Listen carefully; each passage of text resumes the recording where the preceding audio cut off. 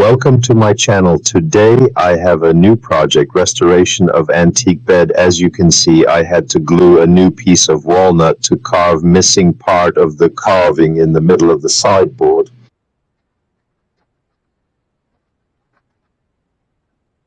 In addition, I must carve two missing pieces of carvings on each side of the sideboard. As you can see, I already glue pieces of walnut for carving. After completing the carving, I will be staining the carvings to match the rest of the color of the bed, and I will brush on semi-gloss lacquer. If you like it, interested, learning more about wood carving and the restoration of antiques, please subscribe to my channel. Thank you.